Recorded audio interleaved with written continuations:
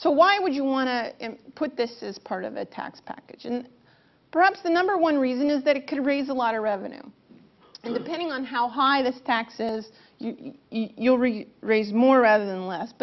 And estimates vary, but something like $33 per ton of CO2 in 2020 could raise about $180 billion per year. And so the revenue estimate trajectories, start out at around $100 billion when the tax is imposed at the kind of rates I was talking about.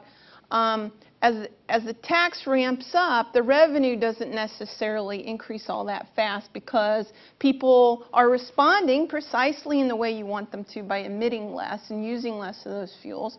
So the revenue kind of goes up a ways and then eventually it tapers off as the rate goes up and the emissions fall. The emissions fall faster than the rate goes up, and eventually, this tax somewhere out in the latter part of this century would end up in not very much revenue at all. So this would be an intermediate, medium to long run revenue instrument, but eventually in the very long run it would not be a revenue instrument at all. And that's what you need if you're going to stabilize concentrations. You need those emissions to taper off.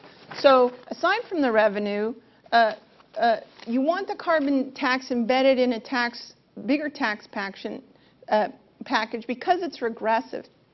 And if you don't embed it in a broader tax reform, you either fix the regressivity as part of the carbon tax proposal, or you don't fix it at all. And so if you try to fix the regressivity within the carbon program, what you end up doing is something like maybe rebating some of the tax to households to blunt their energy bills. Well, what's that going to do? It's going to blunt the incentive to conserve energy. And there you have to have a higher carbon tax to reach the same environmental objective. And that obviously makes it more costly.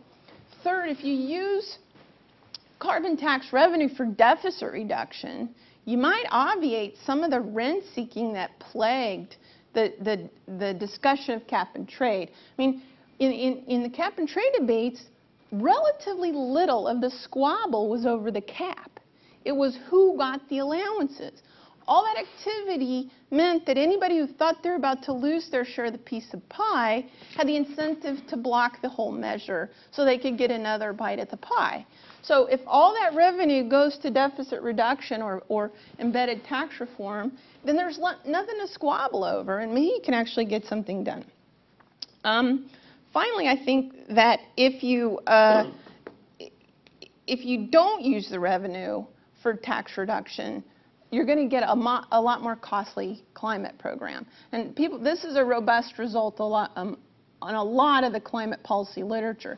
If you have a climate program that just takes the allowances and gives them away, or takes the revenue and gives it away, you're not offsetting those other distortionary taxes, and you're not getting that economic benefit. And that raises the overall cost of the climate program considerably.